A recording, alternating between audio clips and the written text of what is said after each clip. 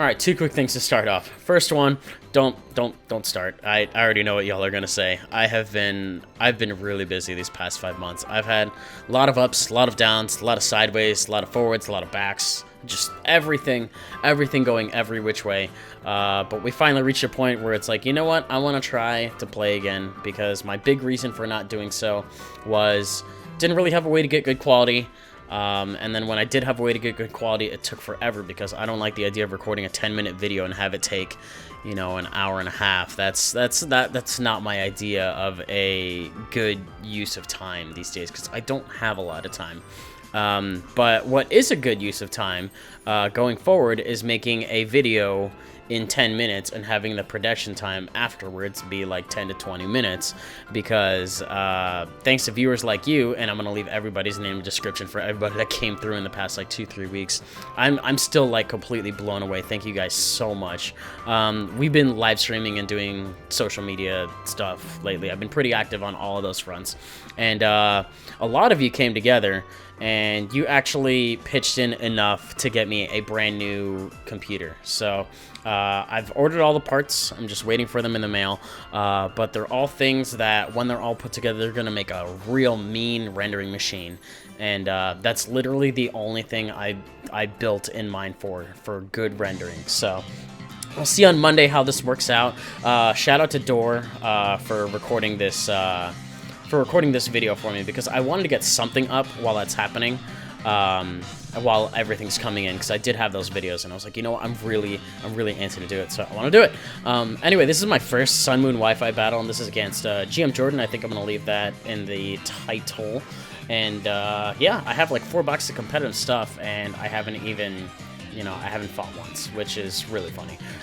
Maybe I like breeding more than I like battling. I know a lot of people are the exact opposite, but when you have 6 IV Dittos, the process is pretty fun. So anyway, I got to talk about the battle right now. I'm not talking about breeding. So I saw it was a Trick Room team, and I was like, you know what? I'm gonna lead Mamo. Mamo this generation, or for now, can only have Oblivious because Island Scan can't have hidden ability stuff. So no Thick Fat, unfortunately, but Oblivious means it makes a great lead, so I'm gonna go ahead and just give it a Sash. With the Stealth Rocks, you know, it was one of those, like, alternate sets in a previous gen, but this generation, it turns out it matches up really well against a lot of stuff. So I ended up going for an Earthquake on the Carbink, and then Stealth Rock on the Slowbro switch, just to explain that. And then I switched out into Sereni on the Trick Room, and it turns out I actually dodge a Fire Blast. I learned later that this thing is Life Orb, so I should not have been able to get the spin-off realistically. That kind of set him back a lot because he doesn't get to break my Sash right away, and I think Carbink might actually also only be... That might be his only rock setter on his team. So as long as I can keep the Carbink off the field, I should be able to keep Hazards off the field. And I don't think I have...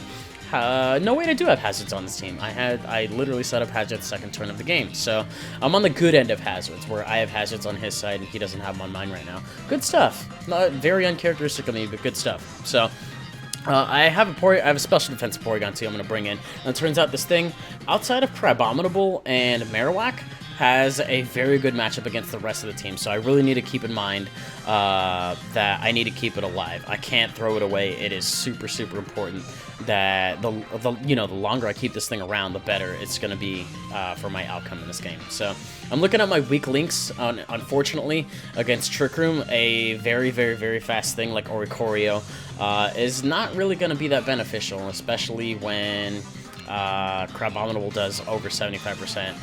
With a close combat. Trick Room does wear off this turn, which means that because I am the fire flying one, I am able to go for a Revelation Dance to see how much it does, but as long as he has his Porygon too, I'm really not going to be able to do much to anything at all. I was like, you know what, Oricorio is not that bad, I'm going to try it out, and it turns out it is a little underwhelming, but I also am not familiar with the damage output on a special defensive Porygon 2. From an Oricorio, so I'm gonna cut him some slack. I think he's pretty cool. The fact that when you have a shiny one, this is a natural shiny, by the way, one of 4 that I've been blessed with in the game so far, and you get 4 in 1 with this, so you can just use the nectars, and it's pretty much the same set overall. It's just different stab.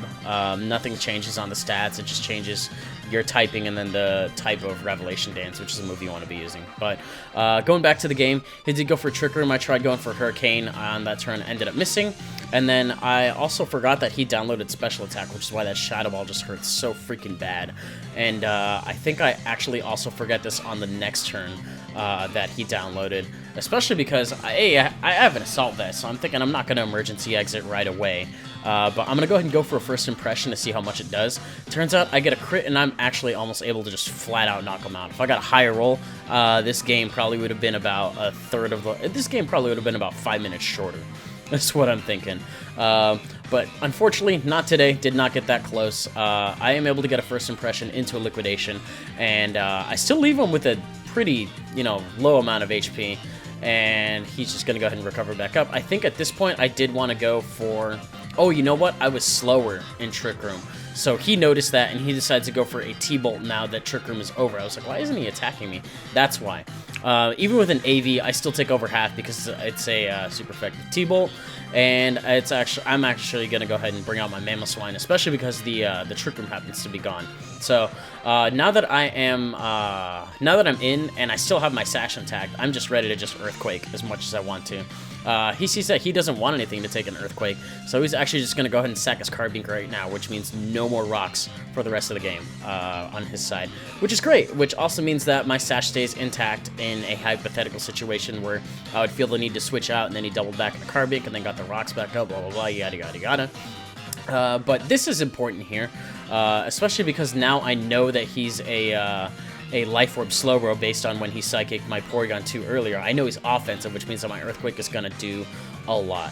I don't really see Earthquake do that much to Slowbro in the first place, so I figure, you know what, I'm going to stay and go for another one, because I don't know if he knows that I'm Sash, but I'm going to go ahead and try it anyway. Turns out, if he did know, he was just going to try to, go for this play or whatever. And if he didn't, then I definitely got him a nasty surprise, because I live it on 1, get to go for another Earthquake, and I think the Life Orb damage actually did help me out there. Unsure, I completely forgot if this had happened to be a crit. I ultimately don't think it would have ended up matter. Oh yeah, it was a crit. I don't think it mattered, honestly, because I could have just Ice Shrouded the next turn, and then if he did knock me out, actually, no, I don't think that was relevant whether or not he knocked me out, because he's slower right now. He's going to be able to knock me out with a Shadow Ball because I don't want anything to take it. I think that's how that ended up going. So yeah, crit was irrelevant. If I got damage off on him after this turn, if like the Trick Room ended right there, then yeah, the crit would have absolutely mattered, but I don't think it did. He also, I think, could have switched out on the turn after to get some Regenerator back, and then that would have been a completely different song and dance, but whatever, it happened. It's Pokemon. We've been through plenty of games where that's happened, so... Unfortunately, I'm in a situation right now where it's Duck Duck Goose, and we're just doing Porygon 2 versus Porygon 2. His has the upper leg, though, because I came in on a download of him. So I got an attack boost. He came in on a download on my Mamoswine, which means he has a special attack boost. So ultimately, he's going to be doing a little bit more. But because he has Trick Room and he has, Bolt Beam and he has Recover, he doesn't have any status moves. So I'm actually able to Toxic him. And I can continually, if one of us didn't have status, this would really be an uphill fight. And I don't really understand why I have Tri-Attack and Ice Beam. I guess I just have Tri-Attack for stab, but normal Ice coverage is not really that great in hindsight. In fact, if you get stuck against Sub-Chandelier, you're kind of screwed. But that is the coverage I opted for in Gen 5, and I was like, that's what I remember doing, so I'm going to do it. But all the while, we're literally just killing time here. I'm just watching him get more toxic damage and stuff, and I'm loving it because it's going to make it easier to kill later under Trick Room, especially when he comes in under Stealth Rocks again. Because that's it. He just decided to switch out from there, which means that he needs to find an opportunity to bring it in safely. So I'm not going to worry about that for now. It's at about like 75% health, and it's in the back. I am extremely worried about this Magiarna, Delivery DiGiorno's thing that just popped up in front. I have no idea how to pronounce this thing's name. It's like 5 different ways to say it, but I am going to go for a Liquidation now. And it turns out I'm slower than this thing too in Trick Room, but I also do not do that much. Compared to how much I did to Porygon 2, I'm actually a little bit disappointed. I'm not sure what happened there. I don't think I had a defense drop on the Porygon 2 before that happened. But I do about a third. She gets her Soul Heart boost. And it's a shame that Goliathspot doesn't go down like that. I would like to make a team built around it, you know, based on like pivoting and stuff, which would be super cool. This is just a bunch of slapped together stuff. You know how I roll. I found a couple of new gen stuff. Speaking of new gen stuff, hot diggity dog, do I love Silvally. I think this thing is the best thing since sliced bread. So what I'm going to do right here is I believe I'm actually going to double. I figured switching in Silvally was going to force out the Magiarna, and I'm actually going to go back into my Porygon for now. And I'm realizing that this is not really a good scenario for me to have right now, Marowak versus Porygon. But if I can get him to take some recoil from Flare Blitz and run out the Trick Room turns, I can actually bring in Silvally at that point. And I'll talk about that Silvally set when it happens. But it actually does have equipment to deal with Marowak and Magiarna, and I believe, I forget what else is left. Porygon 2? I think it could handle Porygon 2 as well, maybe? Yeah, it could. Not well, but on paper it could, I think, from that range. Anyways, I'm leaving this thing in to die at this point. I don't need it anymore. It already toxic the other Porygon, and as much as I would love to keep it versus Magiarna, I think as long as I have Silvally around and I can play around without the Trick Room, which is pretty real at this point, especially because it took 2 turns right there just to kill off Porygon 2. And I did get a Toxic off. Not that it's really going to be that relevant unless he has special defensive, but based on the damage he did with Flare Blitz, I think he's purely offensive with how much that did. So I'm going to go and bring this thing in now that Trick Room is up, I believe. I believe Trick Room has been up for 1 turn. And this is a special Silvally, so this thing kind of has Hydreigon's moveset, sort of. It has like Draco, Flamethrower, Flash Cannon, and it's also got Surf, which Hydreigon does get access to Surf but doesn't run it. Silvally's special move pool is actually pretty good, and having base 95 and everything means you have a lot of options. By pretty good, I mean it's absolutely fantastic. Its physical move pool is surprisingly a little bit more lackluster than that. But I still like the special one just as much too. I think I have a Choice Banded regular one, and then I have this Life Orb special one. And I figured, you know what, I'll bring this one because I ran the physical one against a friend of mine, and it didn't really turn out that good to me. So I figured I'd try special in this game, and it seems to be working out okay. My main problem here is I don't think this thing used Trick Room yet, so I'm now in a situation where I need to live out 4 more turns of Trick Room. And this thing can do it because of its respectable special bulk. It's invested offensively, but I should just be able to take its stock because it's not a Life Orb set, it's a Lefty set. And I do have Synthesis, so assuming I can take a -2 Fluor Cannon after leftovers, I can just go ahead and heal back up.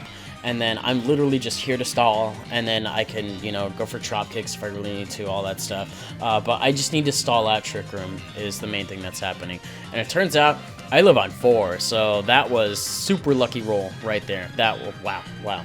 I don't know how that game would have worked out if this thing ended up dying right here. I'm completely losing my train of thought because we're getting near the end of the video.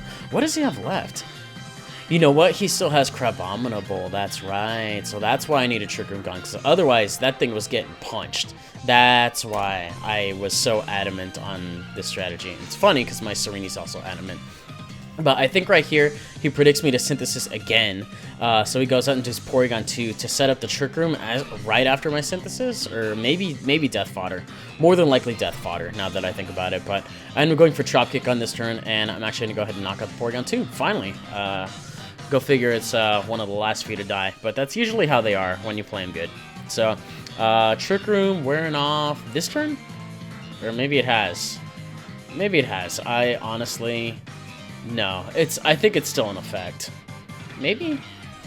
Maybe. I really should... No, yeah, it definitely is still in effect. Because she's going to Fluor Cannon me, and from this range, it definitely is going to knock me out, unfortunately. I was like, maybe another roll? I was like, no, I was already kind of pushing it on that first one. But now she's -1 instead of -2.